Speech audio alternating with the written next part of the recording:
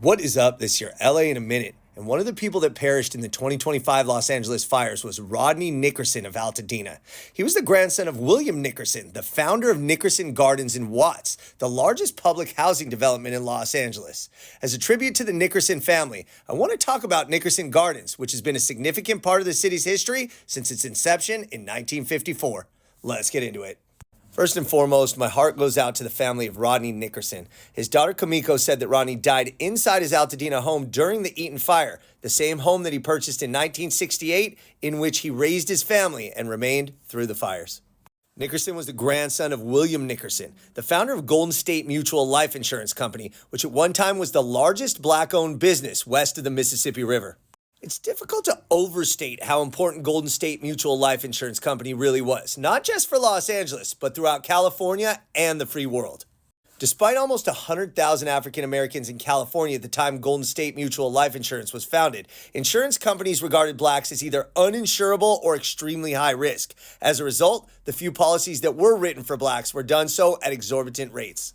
Nickerson was outraged over this blatantly racist policy in 1924 when American Mutual chose not to renew his contract. At that point, he decided to form his own company. And in 1928, using all African American design and labor, he built the two-story Golden State Mutual Life Insurance building on Central Avenue, and by 1949 moved into their landmark building in West Adams, which was designed by renowned African American and Los Angeles hero, architect Paul Revere Williams. And it was Williams who secured Nickerson's LA legacy even through today as the designer of Nickerson Gardens, at the time a 1,110-unit development on 55 acres, the largest in Los Angeles history. Originally envisioned as a beacon of hope for low-income families, Nickerson Gardens embodied Williams and Nickerson's belief that government-funded housing could create a more equitable city. The complex featured mostly two-bedroom apartments with picture windows, verdant spaces, and a community center reflecting Williams and Nickerson's commitment to dignity in public housing. By the mid-1960s, Nickerson Gardens was predominantly African American, mirroring the broader demographic shift in Watts. And its significance would continue to be underscored as African American community leaders would take time to visit Nickerson Gardens, such as this visit by Martin Luther King in 1964. The 1965 Watts Rebellion marked a turning point for Nickerson Gardens and the surrounding area. The unrest was sparked by police brutality, and it resulted in significant damage to the neighborhood. And in the aftermath, many trees in Nickerson Gardens were cut down to improve visibility for law enforcement helicopters, which fundamentally altered the landscape that Williams and Nickerson had carefully designed. Over the decades, the complex faced numerous challenges, including poverty, crime, and neglect.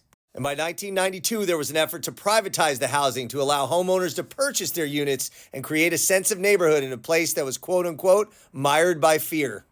It was around that time that a landmark within the complex arose, simply called The Wall. It's where the names of residents killed in gang violence or had significance to the community were commemorated.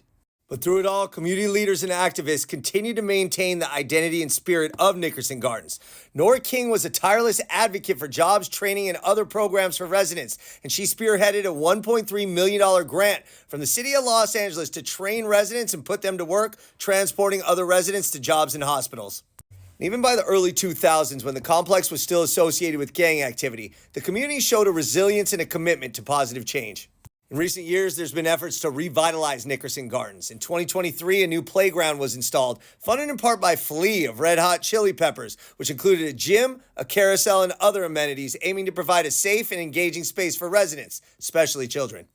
So today, we pay respect to the legacy and life of Rodney Nickerson, who perished in the Los Angeles fires, a direct descendant of William Nickerson, the founder of Nickerson Gardens. And we celebrate this historical complex, which stands as a testament to the enduring spirit of the Watts community and the largest public housing development in Los Angeles. All right, LA, it's been a minute.